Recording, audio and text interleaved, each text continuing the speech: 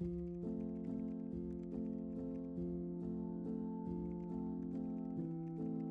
this is the story, The Curious Case of Benjamin Button by F.Scott Fitzgerald. As long ago as 1860, it was the proper thing to be born at home. At present, so I'm told, high gods of medicine have decreed that the first cries of the young shall be uttered upon the anesthetic air of a hospital, preferably a fashionable one. Young Mr. and Mrs. Roger Button were 50 years ahead of style when they decided, one day in the summer of 1860, their first baby should be born in a hospital. Whether this anachronism had any bearing upon the astonishing history I'm about to set down will never be known. I shall tell you what occurred, and let you judge for yourself. The Roger Buttons had held an enviable position, both social and financial, in antebellum Baltimore.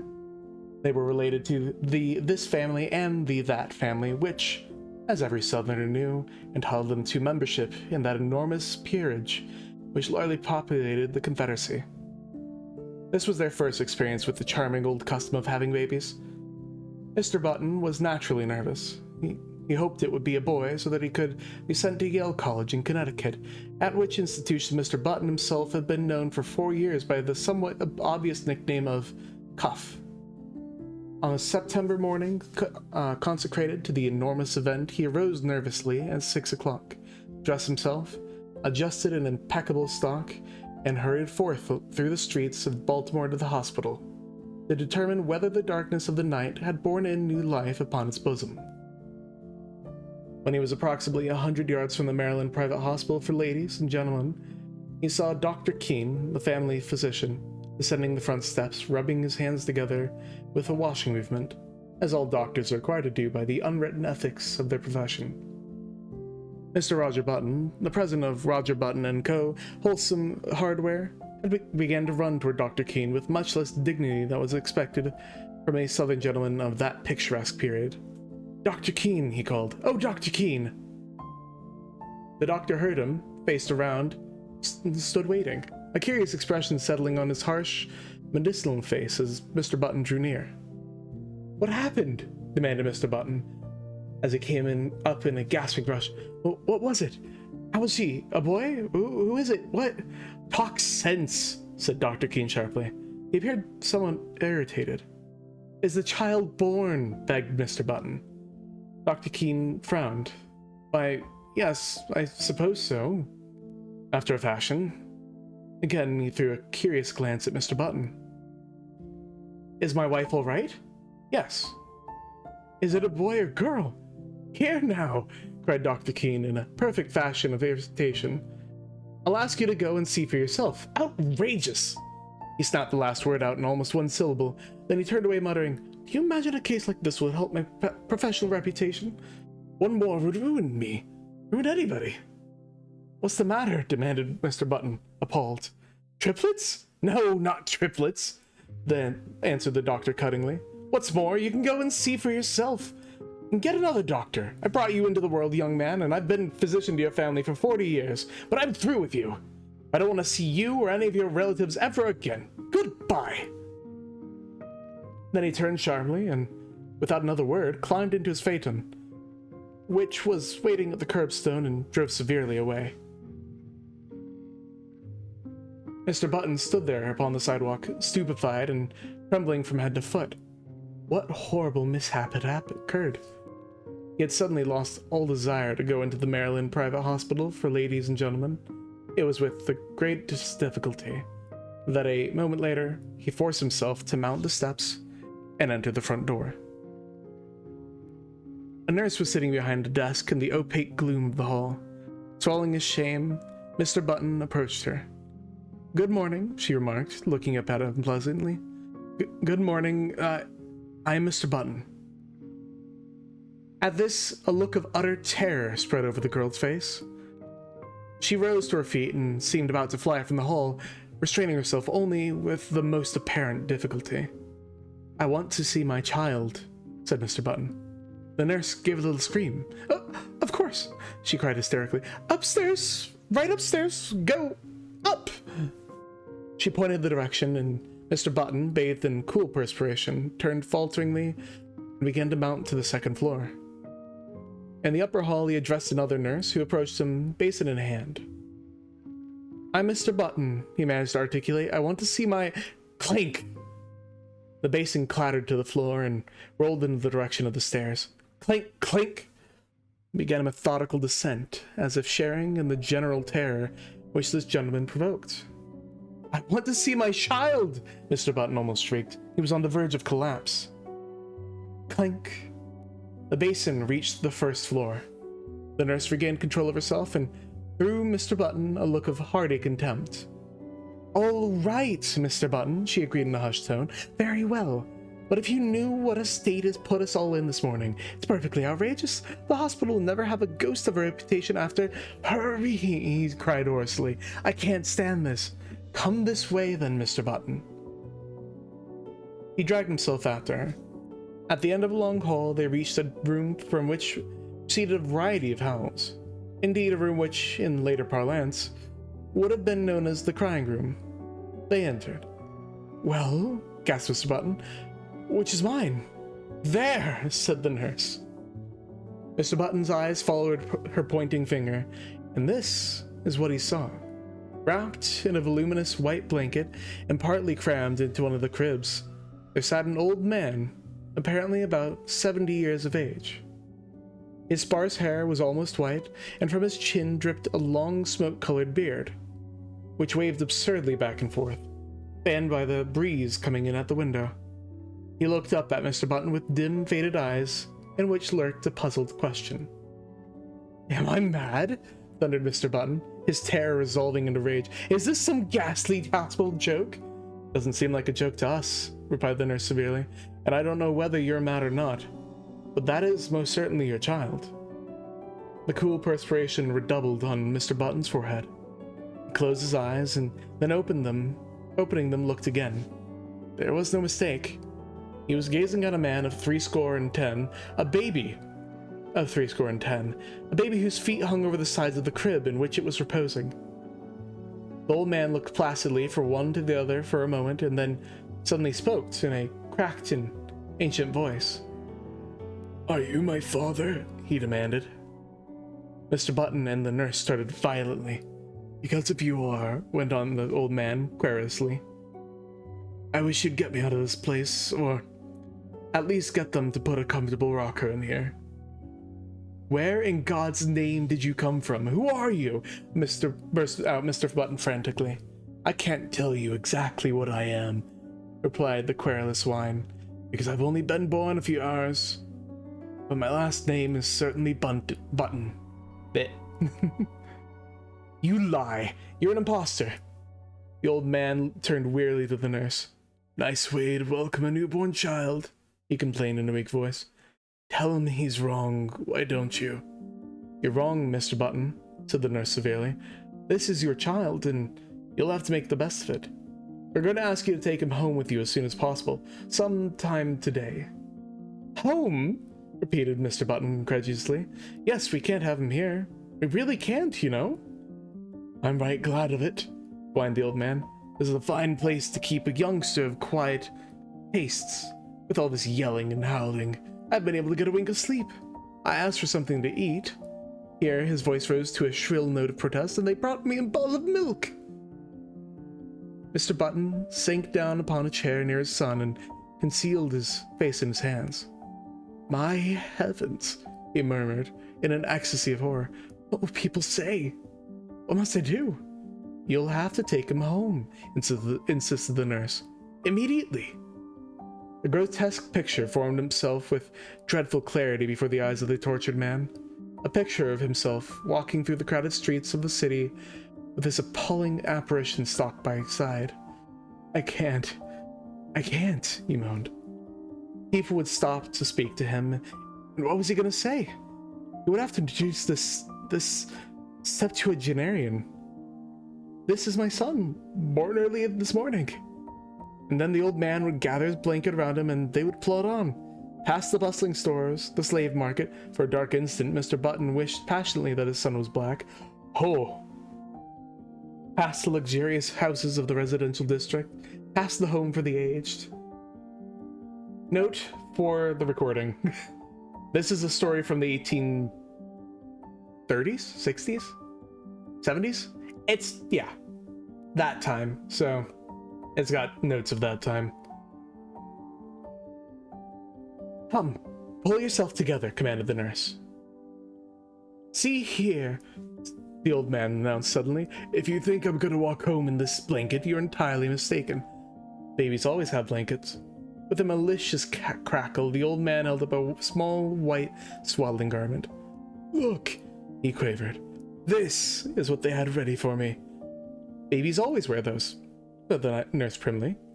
Well, said the old man, this baby's not going to wear anything in about 2 minutes.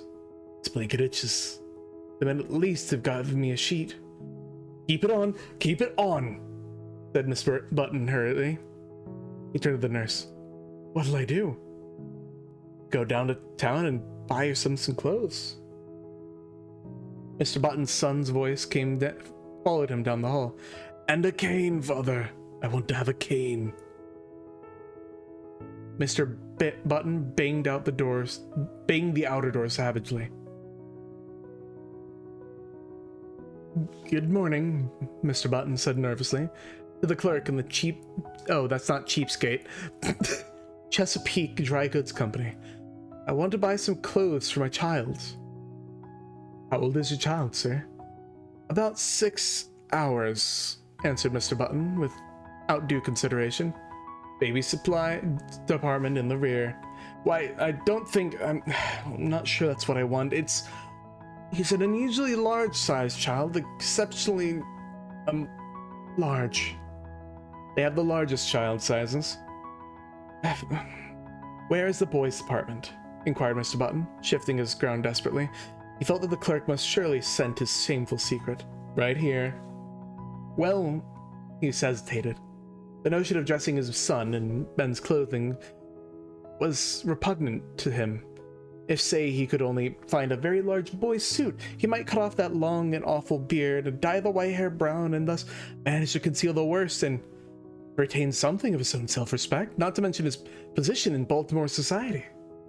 But a frantic inspection of the boys' department revealed no suits to befit the newborn Button. He blamed the store, of course. In such cases, it is the thing to blame the store. How old did you say that boy of yours was? Demanded the clerk curiously. He's 16. Oh, I beg your pardon. I thought you said 6 hours. You'll find the youth department in the next aisle. Mr. Button turned miserably away. Then he stopped, brightened, and pointed his finger toward a dressing dummy in the window display. There! He exclaimed. I'll take that suit out there on the dummy. The clerk stared. Why, he protested, it's not a child's suit. At least it is, but it's for a fancy dress. You could wear it yourself. Wrap it up, he insisted his customer nervously.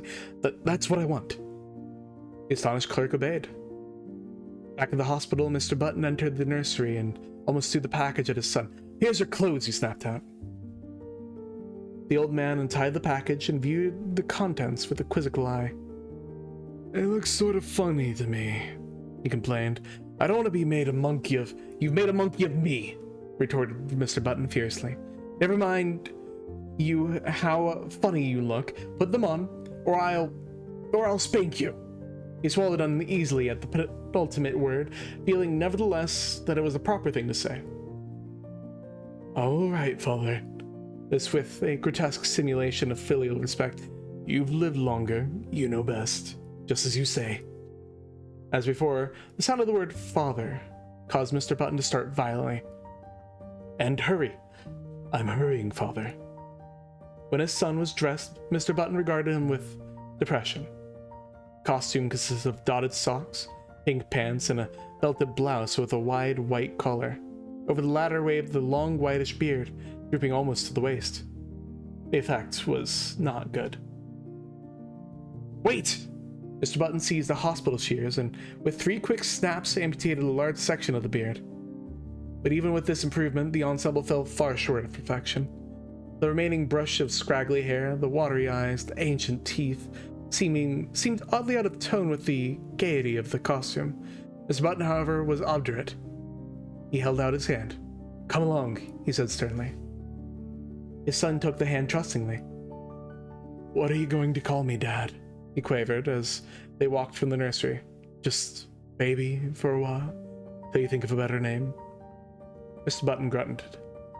"I don't know," he answered harshly. "I think we'll call you Methuselah."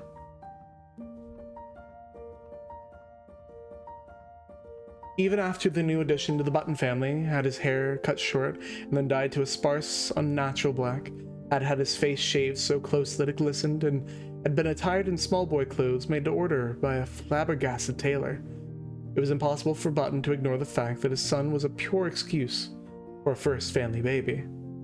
Despite his age stoop, Benjamin Button, for it was by this name they called him instead of by the appropriate but invidious Methuselah, was 5 feet 8 inches tall.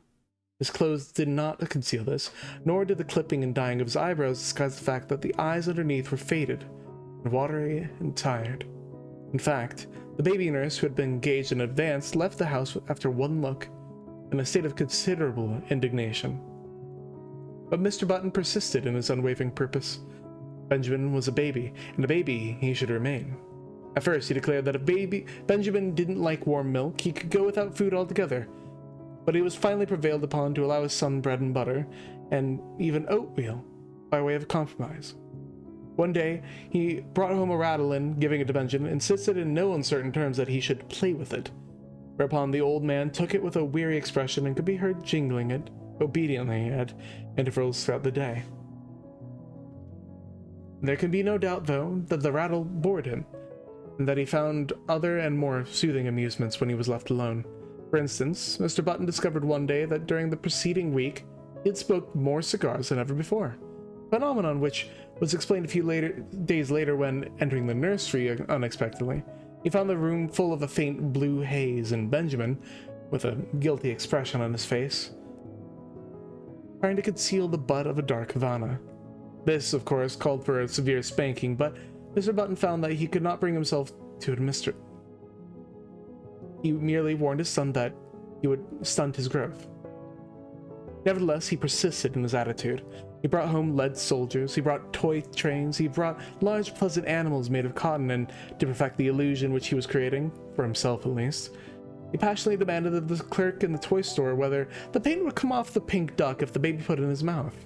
But, despite all his father's efforts, Benjamin refused to be interested. He would steal down the back stairs and return to the nursery with a volume of the Encyclopedia Britannica, over which he would pore through an afternoon, while his cotton cows and his Noah's Ark were left neglected on the floor.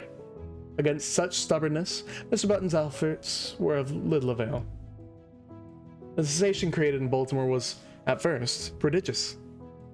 What the mishap would have cost the Buttons and their kinsfolk socially cannot be determined, for the outbreak of the Civil War drew the city's attention to other things. A few people who were unfailingly polite racked their brains for compliments to give to the parents, and finally hit upon the ingenious device of declaring that the baby resembled his grandfather, a fact which, due to the standard state of decay common to all men of 70, couldn't be denied. Mr. and Mrs. Roger Button were not pleased, and Benjamin's grandfather was furiously insulted. Benjamin, once he left the hospital, took life as he found it. Several small boys were brought to see him, and he spent a stiff-jointed afternoon trying to work up an interest in Top's marvels. He even managed, quite accidentally, to break a kitchen window with a stone from a slingshot, a feat which secretly delighted his father. Thereafter, Benjamin contrived to break something every day, but he did these things only because they were expected of him, and because he was by nature obliging. When his grandfather's initial antagonism wore off, Benjamin and that gentleman took enormous pleasure in one another's company. They would sit for hours, these two, so far apart in age and experience, and, like old cronies, discuss the tireless monotony, the slow events of the day. Benjamin felt more at ease in his grandfather's presence than in his parents'. They seemed always somewhat in awe of him, and despite the dictatorial authority they exercised over him, frequently addressed him as Mr. He was as puzzled as anyone else at the apparently advanced age of his mind and body at birth. He read up on it in the medical journal, but found that no such case had been previously recorded. At his father's urging, he made an honest attempt to play with the boys, and frequently he joined in the milder games. Football shook him up too much, and he feared that in a case of a fracture, his ancient bones would refuse to knit. When he was 5, he was sent to kindergarten, where he was initiated into the art of pasting green paper on orange board, of weaving colored maps, and manufacturing eternal cardboard necklaces. He was inclined to drowse off to sleep in the middle of these tasks, a habit which both irritated and frightened his young teacher. To his relief, she complained to his parents, and he was removed from the school. The Roger Buttons told their friends that they felt he was too young. By the time he was 12 years old, his parents had grown used to him. Indeed, so strong is the force of custom that they no longer felt that he was different from any other child, except when some curious anomaly reminded them of the fact. But one day, a few weeks after his 12th birthday, while looking in the mirror, Benjamin made, or thought he made, an astonishing discovery. Did his eyes deceive him, or had his hair turned in the dozen years of his life from white to iron gray under its concealing dye? Was the network of wrinkles on his face becoming less pronounced? Was his skin healthier and firmer, with even a touch of ruddy winter color? He couldn't tell. He knew that he no longer stooped, and that his physical condition had improved since the early days of his life. Can it be? He thought to himself, or rather, scarcely dared to think. He went to his father. "I am grown," he announced determinedly. "I want to put on long trousers." His father hesitated. "Well," he said finally, "I don't know. 14 is the age for putting on long trousers, and you're only 12. "But you'll have to admit," protested Benjamin, "that I'm big for my age." His father looked at him with a illusory speculation. "Oh, I'm not so sure of that," he said. "I was as big as you when I was 12. This was not true. It was all part of Roger Button's silent agreement with himself to believe in his son's normality.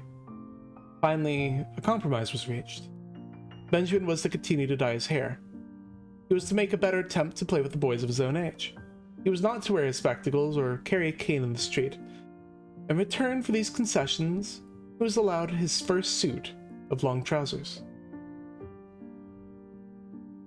Of the life of Benjamin Button between his 12th and 21st year, I intend to say little. Suffice to record that they were years of normal ungrowth. When Benjamin was 18, he was erect as a man of 50. He had more hair, and it was of a dark gray. His step was firm, his voice had lost its cracked quaver and descended to a healthy baritone. So his father sent him up to Connecticut to take examinations for entrance to Yale College. Benjamin passed examination and became a member of the freshman class. Give me a second.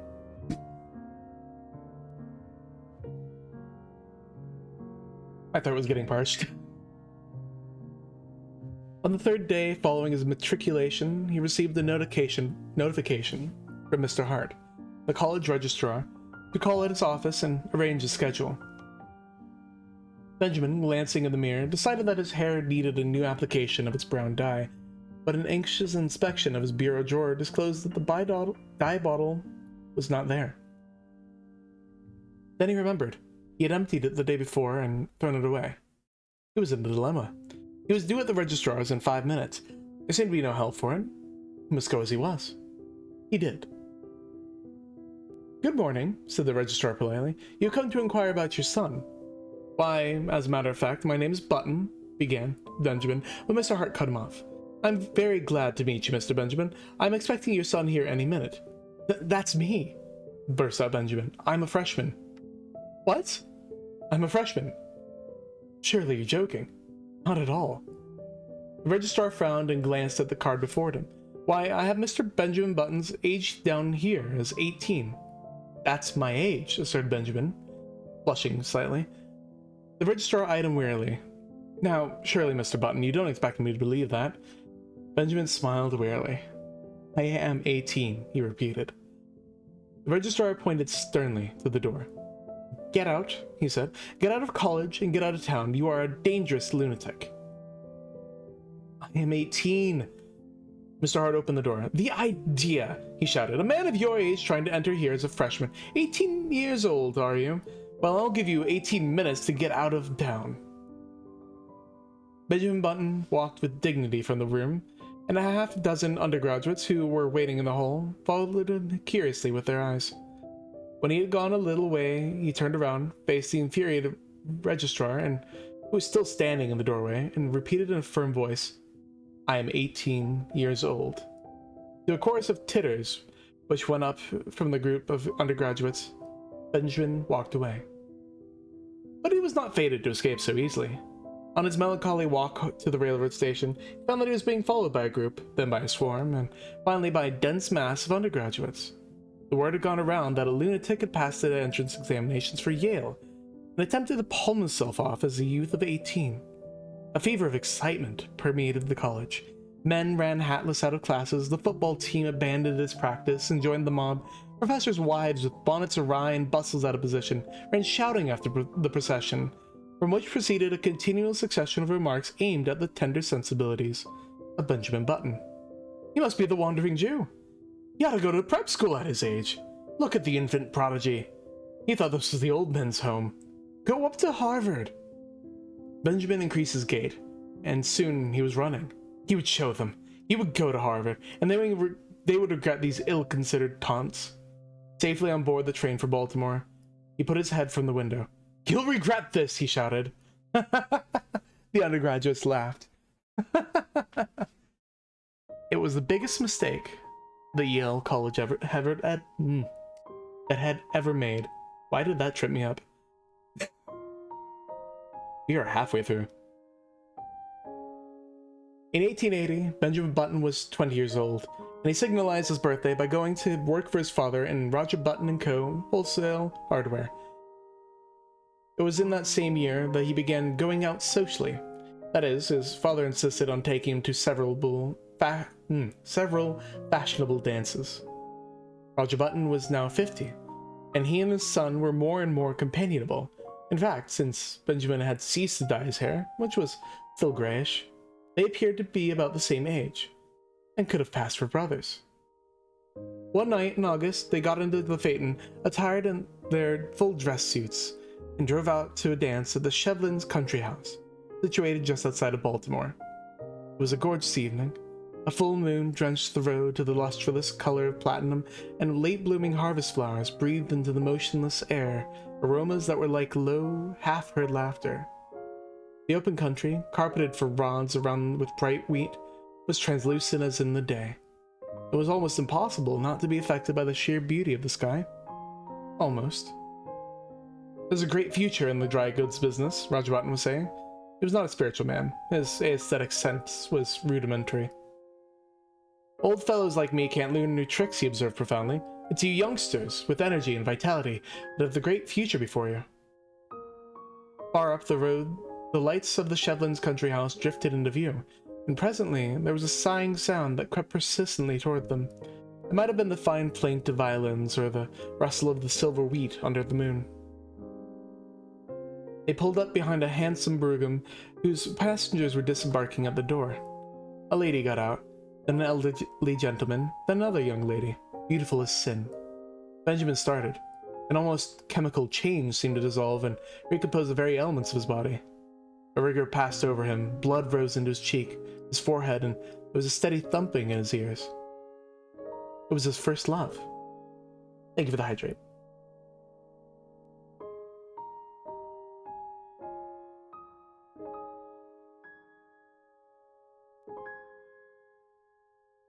Look at that. The man's first love.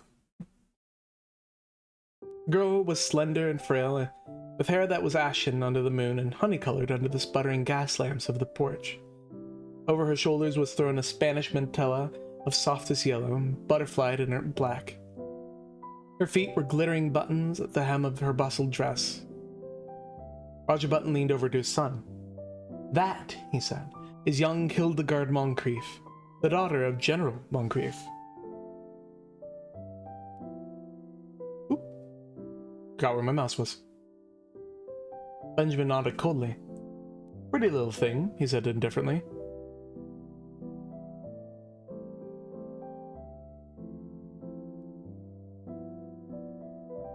Do I read that as is, or do I just say... I'm just gonna skip that word.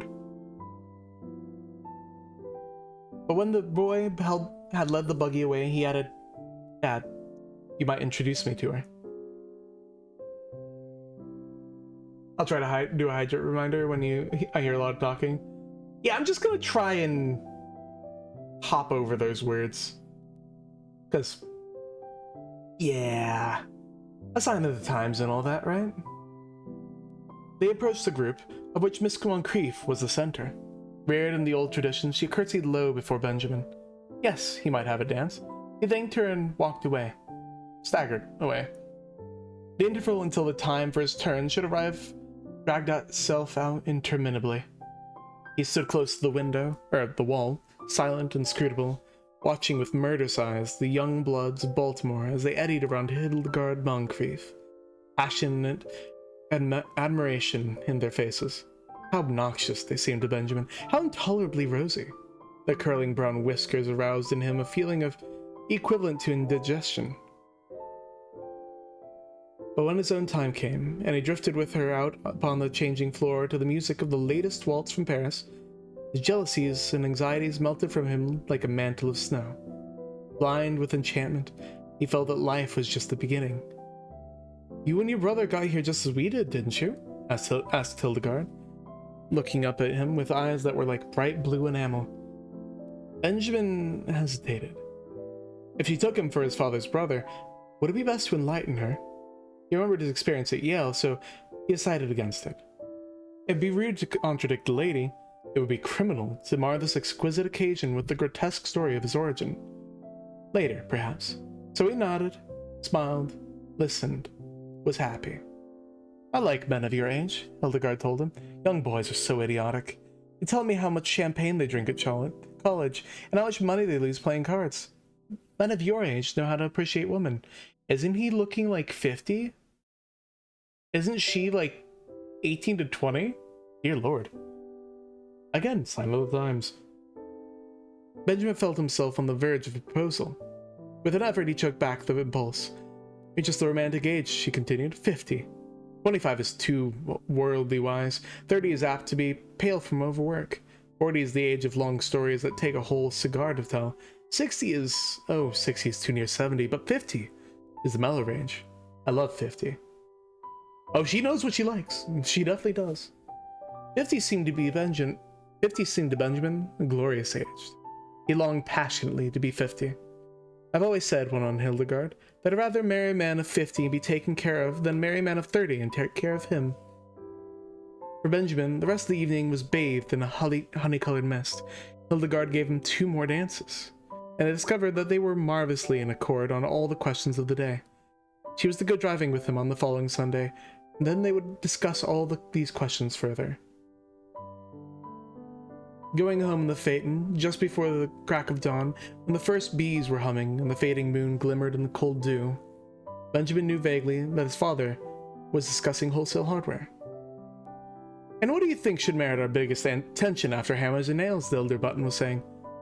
Love, replied Benjamin absentmindedly. Lugs? Exclaimed Roger Button. Why, I've just covered the question of lugs. Benjamin regarded him with dazed eyes, just as the eastern sky was suddenly cracked with light, and an oriole yawning piercingly in the quickening trees. When, 6 months later, the engagement of Miss Hildegard Moncrief to Mr. Benjamin Button was made known, I say made known, for General Moncrief declared he would rather fall upon his sword than announce it. The excitement in Baltimore society reached a feverish pitch. The almost forgotten story of Benjamin's birth was remembered and sent out upon the winds of scandal in picaresque and incredible forms. It was said that Benjamin was really the father of Roger Button, that it was his brother who had been in prison for 40 years, that he was John Wilkes Booth in disguise, and finally, that he had 2 small conical horns sprouting from his head. The Sunday supplements of the New York papers played up the case with fascinating sketches, which showed the head of Benjamin Button attached to a fish, to a snake, and finally to a body of solid brass. He became known journalistically as the Mystery Man of Maryland. But the true story, as is usually the case, had a very small circulation. However, everyone agreed with General Moncrief that it was criminal for a lovely young girl who could have married any beau in Baltimore to throw herself into the arms of a man who was assuredly 50. In vain, Mr. Roger Button published his son's birth certificate in large type in the Baltimore Blaze. No one believed it. You had only to look at Benjamin to see. On the part of the two people most concerned, there was no wavering. So many of their stories about her fiancé were false that Hildegard refused stubbornly to believe even the true one. In vain, General Moncrief pointed out to her the high mortality among men of 50, or at least among men who looked 50. In vain he told her of the instability of the wholesale hardware business. Hildegard had chosen to marry for mellowness, and marry she did. Wow. You know what? Real. Give me a second. She stuck to her guns. Especially during that time, not many would. In one particular, at least, the friends of Hildegard and Moncrief were mistaken. The wholesale hardware business prospered amazingly. In the 15 years between Benjamin Button's marriage in 1880 and his father's retirement in 1895, the family fortune was doubled. And this was due largely to the younger member of the firm. Needless to say, Baltimore eventually received the couple to its bosom. Even old General Moncrief became reconciled to his son-in-law when Benjamin gave him the money to bring out his History of the Civil War in 20 volumes, which had been refused by 9 prominent publishers. And Benjamin himself, 15 years, had wrought many changes. It seemed to him that the blood flowed with new vigor through his veins. It began to be a pleasure to rise in the morning, to walk with an active step along the busy, sunny street, to work untiringly with his shipments of hammers and his cargoes of nails. It was in 1890 that he executed his famous business coup. He brought up the suggestion that all nails used in nailing up the boxes in which nails are shipped are the property of the shippee. A proposal which became a statute, which was approved by Chief... I'm sorry, what?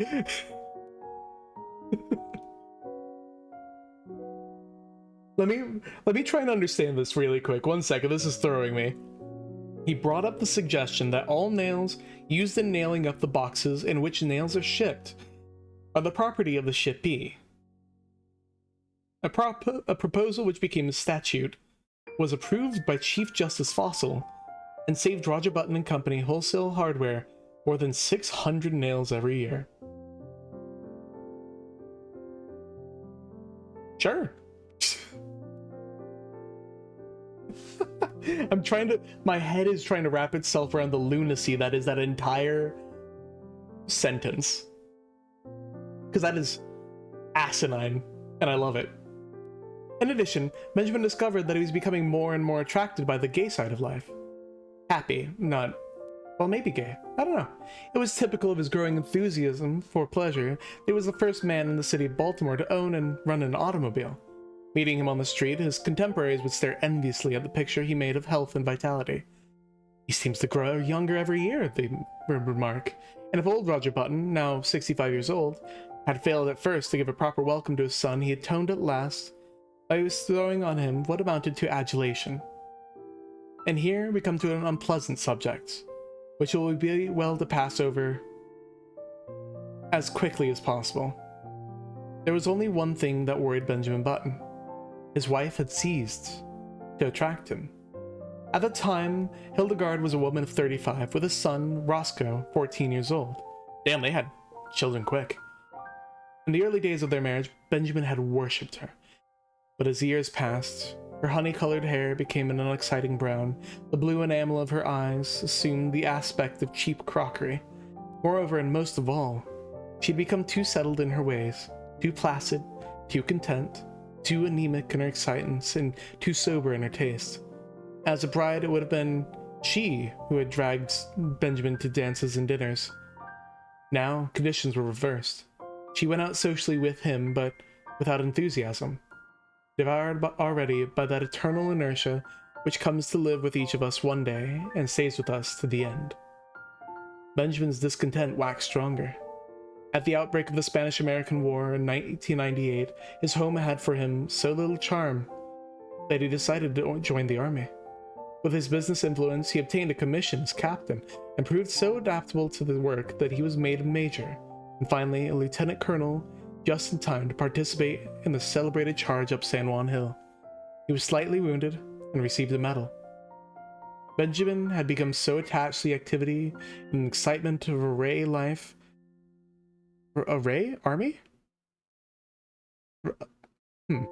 That he regretted to give it up, but his business required attention. So he resigned his commission and came home. He was met at the station by a brass band and escorted to his house. Hildegard, waving a large silk flag, greeted him on the porch, and even as he kissed her, he felt with a sinking of the heart that these 3 years had taken their toll.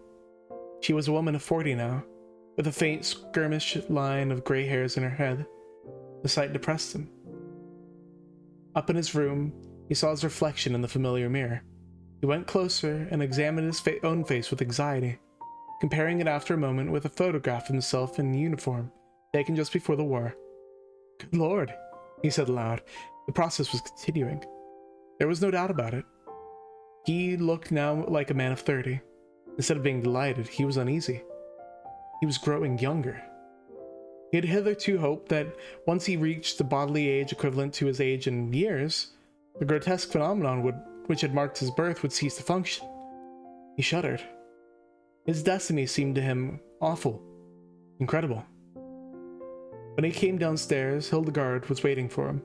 She appeared annoyed, and he wondered if she had at last discovered that there was something amiss. It was with an effort to relieve the tension between them that he broached the matter at dinner in what he considered a delicate way. "Well," he remarked lightly. "Ah! Hello! Thank you for the raid. Welcome on in. Let me give you spinning from streams. Oh no. What I've walked into? We're reading.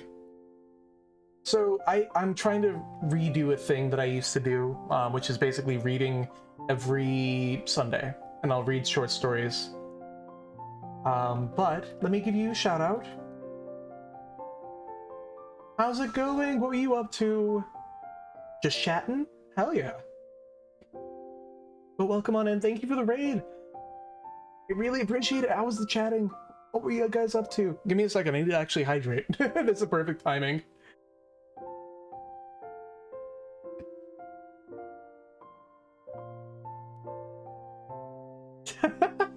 I see. Yeah, only hi to Rin. But yeah, welcome on in. Thank you. Welcome on in, Bingus. Thank you. Welcome on in, Rin. Hope stream has been good. Stream has been good. We're just reading The Curious Case of Benjamin Button right now. So if you want to stick around for that or any of the other stories I've got lined up, then hey. Also, if you've got stories or poems or whatever you want read, I'm always open to suggestions. But yeah, we're just chilling out. A nice, relaxed Sunday. Yeah. No, I've been meaning to read more, so I'm trying to push this for myself, mostly. Thought you were doing homework? No, I'm reading. Just reading stories. I like reading, personally, and I'm trying to write more. So, I mean, what do? You read. To write. But yeah. So we're almost done. I think we have like 7 more pages of Benjamin Button. And then I've got, a couple other options. Sleep in Armageddon, The Signal Man, Desiree's Baby. Yeah. So if you want to hang out, let me give the spiel, I forgot. Thank you again for the raid. If you gotta head out because you gotta do stuff, all good. I just appreciate you guys dropping by. If you want to hang out and chill, because, you're gonna be listening to me read a lot, then hey, all for it. And thank you for the follow. I actually just saw it. Thank you for the follow, Rin. I appreciate it. Thank you. Alright, so I'm gonna pick up where I was. Where was that? We're here.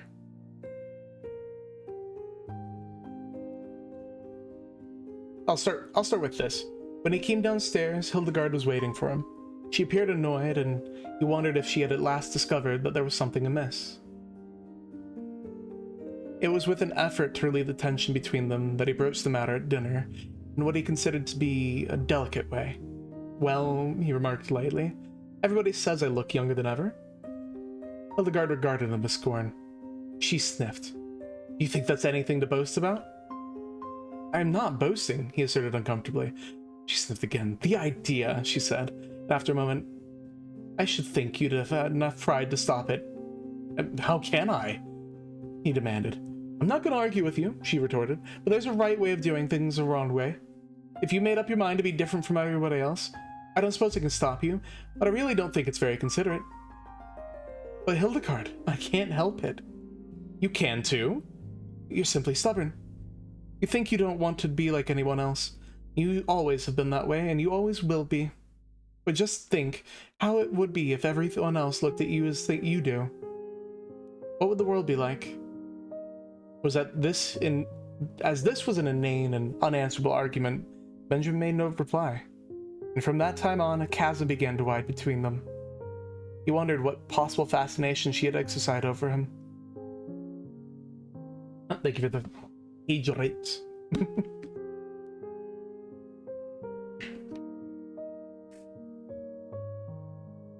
To add to the breach, he found, as the new century gathered headway, that his thirst for gaiety grew stronger. Never a party of any kind in the city of Baltimore, but he was there, dancing with the prettiest of the young married women, chatting with the most popular of the debutantes, and finding their company charming, while his wife, a dowager of evil omen, sat among the chaperones, now in haughty disapproval, and now following him with solemn, puzzled, and reproachful eyes. Look, people remark, what a pity. A young fellow that age tied to a woman of 45. He must be 20 years younger than his wife. They had forgotten, as people inevitably forget, that back in 1880, their mamas and papas had also remarked about the same ill-matched pair. Benjamin's growing unhappiness at home was compensated for by his many new interests. He took up golf and made a great success of it. He went in for dancing. In 1906, he was an expert at the Boston, and in 1908, he was considered proficient at the Maxine, while 1909, his castle walk was the envy of every young man in town. His social activities, of course, interfered to some extent with his business, but then he had worked hard at wholesale hardware for 25 years, and felt that he could soon hand it on to his son, Roscoe, who had recently graduated from Harvard. He and his son were, in fact, often mistaken for each other. This pleased Benjamin. He soon forgot the insidious fear which had come over him on his return from the Spanish-American War, and grew to take a naive pleasure in his appearance. There was only one fly in the delicious ointment. He hated to appear in public with his wife. Hildegard was almost 50, and the sight of her made him feel absurd. One September day in 1910, a few years after Roger and Button & Co. wholesale hardware had been handed over to the young Roscoe Button, a man, apparently about 20 years old, entered himself as a freshman at Harvard University in Cambridge. He did not make the mistake of announcing that he would never see 50 again, nor did he mention the fact that his son had been graduated from the same institution 10 years before. He was admitted, and almost immediately attained, a prominent position in the class, partly because he seemed a little older than the other freshmen, whose average age was about 18. But his success was largely due to the fact that in the football game with Yale he played so brilliantly, with so much dash and with such a cold, remorseless anger, that he scored 7 touchdowns and 14 field goals for Harvard, and caused one entire 11 of Yale men to be carried singly from the field unconscious. He was the most celebrated man in college. Sorry, I'm just thinking about it because this is the days of like pigskin, right? Like pigskin football. They had leather caps. Man was literally giving concussions out like candy. Strange to say, in his third or junior year, he was scarcely able to make the team. The coaches said that he had lost weight, and it seemed to the more observant among them that he was not quite as tall as before. He made no touchdowns. Indeed, he was retained on the team chiefly in hope that his enormous reputation would bring terror and disorganization to the Yale team. In his senior year, he did not make the team at all. He had grown so slight and frail that one day he was taken by some sophomores for a freshman, an incident which humiliated him terribly. He became known as something of a prodigy, a senior who was surely no more than 16, and he was often shocked at the worldliness of some of his classmates. His studies seemed harder to him. He felt that they were too advanced. He had heard his classmates speak of St. Midas, the famous preparatory school at which so many of them had prepared for college, and he determined after his graduation to enter himself at St. Midas, where the sheltered life among boys his own size would be more congenial to him. Upon his graduation in 1914, he went home to Baltimore, and with his Harvard diploma in his pocket. Hildegard was now residing in Italy, so Benjamin went to live with his son, Roscoe. Though he was welcomed in a general way, there was obviously no heartiness in Roscoe's feeling toward him. There was even perceptible... There was even perceptible a tendency on his son's part to think that Benjamin, as he moped about the house in his adolescent moodiness, was somewhat in the way. Roscoe was married now and a prominent man in Baltimore life, and he wanted no scandal to creep out in connection with his family. Hi, Frank! Bosco, no longer persona grata with the debutantes and younger college set, found himself left much alone, except for the companionship of 3 or 4 15-year-old boys in the neighborhood. His idea of going to St. Midas' school recurred to him. "Say," he said to Roscoe one day, "I've told you over and over that I want to go to a prep school." "Well, go then," replied Roscoe shortly. The matter was distasteful to him, and he wished to avoid discussion. "I can't go alone," said Benjamin helplessly. "You'll have to enter me and take me up there." "I haven't got time," declared Roscoe abruptly. His eyes narrowed, and he looked uneasily at his father. "As a matter of fact," he added, "you'd better not go on with this business much longer. You better pull up short. You better... He paused, and his face crimsoned as he sought for words. "You better turn right around and start back the other way. This has gone too far to be a joke. It isn't funny any longer. You behave yourself." Benjamin looked at him, on the verge of tears. "And another thing," continued Roscoe. "When visitors are in the house, I want you to call me Uncle. Not Roscoe, but Uncle, do you understand? Looks absurd for a boy of 15 to call me by my first name. Perhaps you'd better call me Uncle all the time, so you'll get used to it." With a harsh look at his father, Roscoe turned away. At the termination of this interview, Benjamin wandered dismally upstairs and stared at himself in the mirror. He had not shaved for 3 months, but he could find nothing on his face but a faint white down with which it seemed unnecessary to meddle. When he had first come home from Harvard, Roscoe had approached him with the proposition that he should wear eyeglasses and imitation whiskers glued to his cheeks, and it had seemed for a moment that the farce of his early years was to be repeated. The whiskers had itched and made him ashamed. He wept, and Roscoe had reluctantly relented. Benjamin opened a book of boy stories, The Boy Scouts in Bimini Bay, that's a fun name to say, and began to read. But he found himself thinking persistently about the war. America joined the Allied cause during the preceding month, and Benjamin wanted to enlist, but alas, 16 was the minimum age, and he didn't look that old. His true age, which was 57, would have disqualified him anyway. There was a knock at the door, and the butler appeared with a letter bearing a large official legend in the corner, and addressed to Mr. Benjamin Button. Benjamin tore it open eagerly, and read the enclosure with delight. It informed him that many reserve officers who had served in the Spanish-American War were being called back into service with a higher rank, and it enclosed his commission as Brigadier General in the United States Army, with orders to report immediately. Benjamin jumped to his feet, fairly quivering with enthusiasm. This was what he had wanted. Bah. He seized his cap, and 10 minutes later he had entered a large tailoring establishment on Charles Street, and asked in his uncertain treble to be measured for a uniform. "Want to play soldier, sonny?" demanded the clerk casually. Benjamin flushed. "Say, never mind what I want," he retorted angrily. "My name's Button, and I live on Mount Vernon Place, so you know I'm good for it." "Well," admitted the clerk hesitantly, "if you're not, I guess your daddy is all right." Benjamin was measured, and a week later his uniform was completed. He had difficulty in obtaining the proper general's insignia because the dealer kept insisting to Benjamin that the nice BWCA badge would look just as well and be much more fun to play with.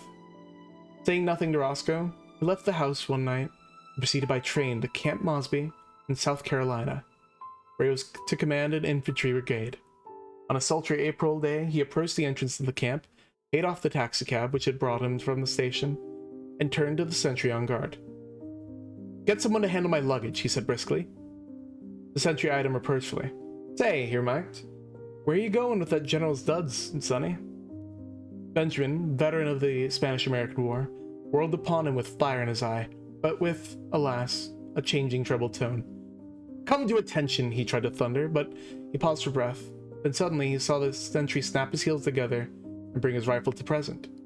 Benjamin concealed a smile of gratification, but when he glanced around, his smile faded. It was not he who had inspired obedience, but an imposing artillery colonel who was approaching on horseback. "Hello." Give me a second, I need a drink. How's it going? I haven't read aloud in a while. Hopefully you're having a good day. We're just reading some, The Curious Case of Benjamin Button. Uh-oh.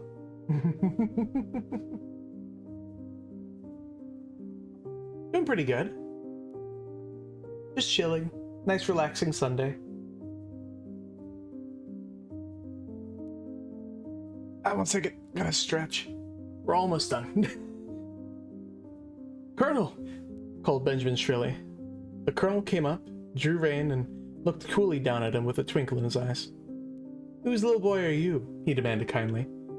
"I'll soon darn well show you whose little boy I am," retorted Benjamin in a fierce voice. "Get down off that horse." The colonel roared with laughter. "You want him, eh, General?" "Here!" cried Benjamin desperately. "Read this!" And he thrust his commission toward the colonel. "Oh, thank you for the follow!" The colonel read it, his eyes popping from their sockets. "Where'd you get this?" he demanded, slipping the document into his own pocket.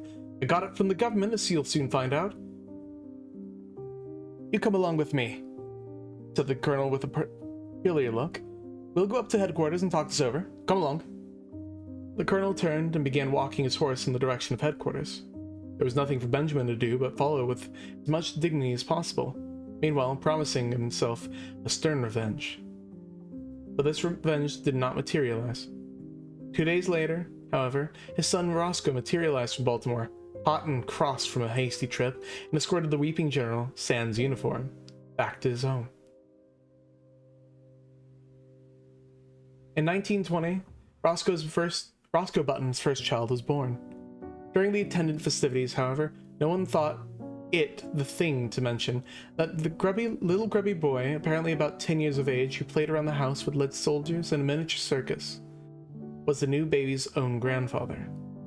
No one disliked the little boy whose fresh, cheerful face was crossed with just a hint of sadness, but to Roscoe Button his presence was a source of torment.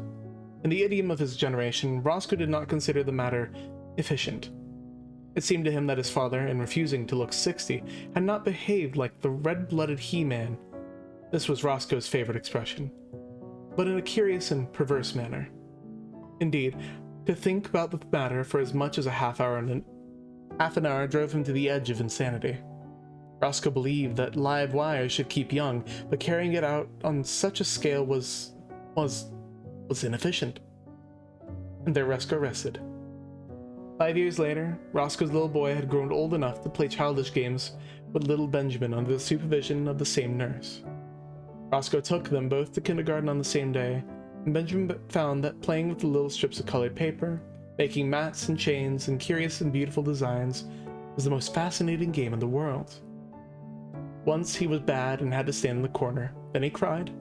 But for the most part, there were gay hours in the cheerful room, with the sunlight coming in the windows and Miss Bailey's kind hand resting for a moment now and then in his tousled hair. Roscoe's son moved up into the first grade after a year, but Benjamin stayed on in the kindergarten. He was very happy. Sometimes when other tots talked about what they would do when they grew up, a shadow would cross his little face as if in a dim, childish way he realized that those were things in which he would never to share. The days flowed on in monotonous content. He went back a third year to kindergarten, but he was a little too slow. He was too little now to understand that what the bright shining strips of paper were for. He cried because the other boys were bigger than he, and he was afraid of them. The teacher talked to him, but though he tried to understand, he could not understand at all. He was taken from the kindergarten. His nurse, Nana, in her starched gingham dress, became the center of his tiny world. On bright days, they walked in the park. Nana would point at a great gray monster and say, "Elephant," and Benjamin would say it after her. And when he was being undressed for bed that night, he would say it over and over aloud to her.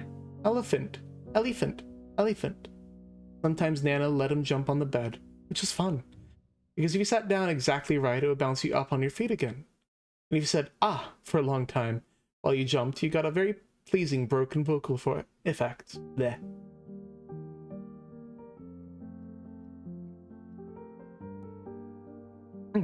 Sorry. He loved to take a big cane from the hat rack and go around hitting chairs and tables and with it and saying, "Fight, fight, fight." When there were people there, the old ladies would cluck at him, which interested him, and the young ladies would try to kiss him, which he submitted to with mild boredom. And when the long day was done at 5 o'clock, he would go upstairs with Nana and be fed an oatmeal and nice, soft, mushy foods with a spoon. There were no troublesome memories in his childish sleep. No token came to him of his brave days at college, of the glittering years when he flustered the hearts of many girls.